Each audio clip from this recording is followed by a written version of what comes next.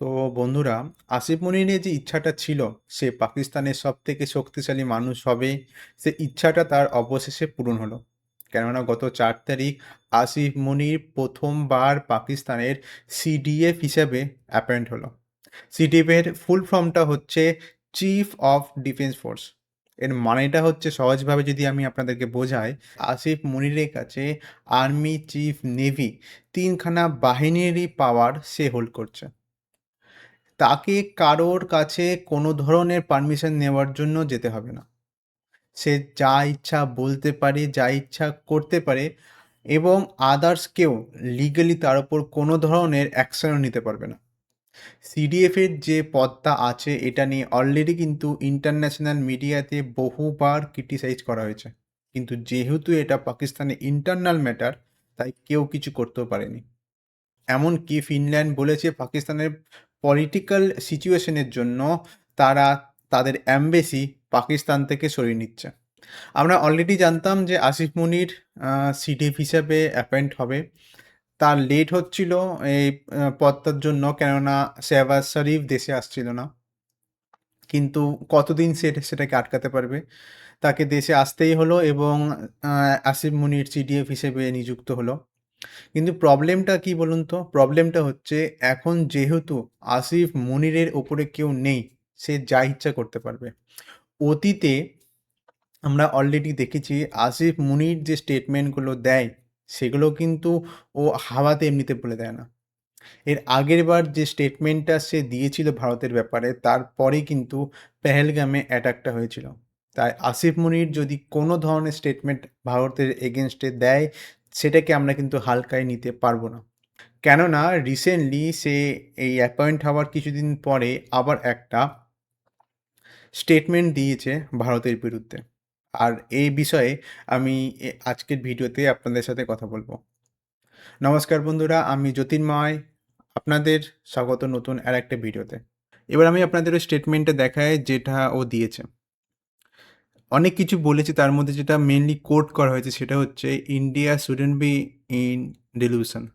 আসলে ১৯৭০-এর পর পাকিস্তানের, মানে ১৯৭০-এ সম্ভবত আইয়ুব খান ছিল।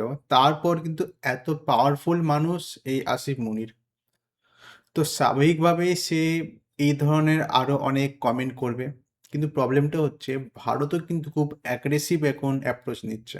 আপনারা অলরেডি জানেন কিছুদিন আগে আমাদের ত্রিশূল এক্সারসাইজ শেষ করলাম।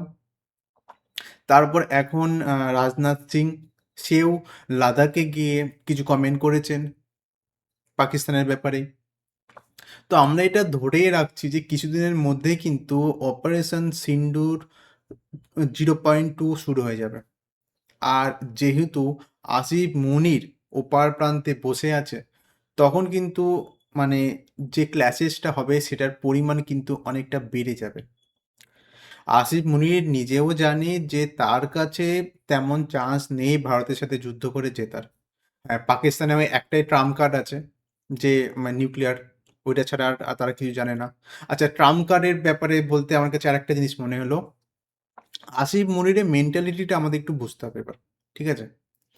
আমরা যদি প্রেসিডেন্ট ট্রাম্পকে দেখি, ট্রাম্প কিন্তু অলরেডি দুবার আমেরিকার প্রেসিডেন্ট হয়ে গেছে।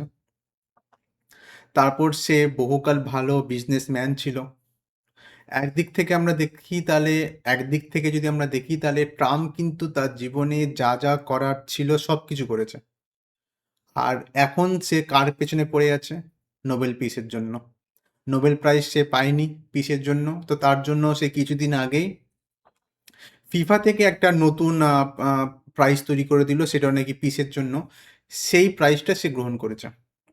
এর থেকে আমরা কি বুঝতে পারছি বলুন তো? একটা মানুষের মধ্যে যখন অনেক কিছু সে অ্যাচিভ করতে শুরু করে দেয়, তার মধ্যে একটা ইগো কাজ করতে শুরু করে দেয় যে আমার উপরে আর কেউ নেই। আর এই মেন্টালিটিটা চলে আসছে আসিফ মনিরের মধ্যেও, যেটা বহুকাল আগে থেকেই ছিল। আর এখন যেহেতু সিডিএফ এর পাওয়ারটাও তার কাছে চলে এসছে, এটা আরও বেড়ে গেছে। আসিফ মনির মোটেও কিন্তু পাকিস্তানের দেশের মানুষের জন্য ভাবে না। তার দেশের মানুষ বেঁচে থাকুক বা মরে যাক, তার তাতে কোনো যায় আসে না। তার শুধু একটাই লক্ষ্য, ভারতের কাছ থেকে সে কীভাবে বদলা নেবে। যদিও সে এটাও জানে সে বদলা যদি নিতে যায় ভারতের কাছ থেকে সে হারবে, বারবার হারবে। কিন্তু যতক্ষণ না পর্যন্ত তার নিজের সেলফ স্যাটিসফ্যাকশন হচ্ছে, ততদিন পর্যন্ত সে জিনিসটা কন্টিনিউ করে যাবে। আরেকটা কি জিনিস বলুন তো, যখন আসিফ মুনির এই ধরনের স্টেটমেন্টগুলো দেয় না, তখন তার আশেপাশের যে লোকগুলো থাকে তারা কিন্তু তাকে ফুল সাপোর্ট করে। যেমন হচ্ছে এয়ার চিফ জাহির আহমেদ, বা বলুন আপনারা আর্মি নেভাল স্টাফ হচ্ছে নেভাদ আশরিফ, এরা কিন্তু পুরোপুরিভাবে আসিফ মুনিরকে সাপোর্ট করে। সাধারণ মানুষকে যদি আপনারা জিজ্ঞাসা করতে যান পাকিস্তানে, তারা কিন্তু মোটেও পাকিস্তানের আর্মিকে পছন্দ করে না। আর এর পেছনের কারণগুলো কি সেটাও আমি বলছি। আপনারা প্রায় শুনতে পারবেন পাকিস্তান তার নিজের সাধারণ জনগণের ওপরই মিসাইল চালিয়ে দেয়। কখনো গুলি করে দেয়। বেশি করে এগুলো শোনা যায় বালুচিস্তানের দিকগুলোতে। আর এটা আমি বারবার কেন বলছি যে অপারেশন সিন্দুরের যে সেকেন্ড ফেজ সেটা কিছুদিনের মধ্যেই শুরু হবে। কারণ পেহেলগাম অ্যাটাকের পর কিন্তু ভারত ইন্ডাস ওয়াটার ট্রিটি সাসপেন্ড করে দিয়েছে। এর মানে কি? এর মানে কিন্তু ধীরে, ধীরে পাকিস্তানের যে জলের পরিমাণ সেটা কমতে থাকবে। আপনারা অলরেডি জানেন যে ভারত থেকে কিন্তু মেইনলি যে নদীগুলো আছে সেই নদীর জলই কিন্তু পাকিস্তানে যায়। আর সেটাকে আমরা সাসপেন্ড করে দিয়েছি। মানে ভবিষ্যতে কিন্তু পাকিস্তানের জলের ক্রাইসিস হবে, এটা 100% আমরা সিওর।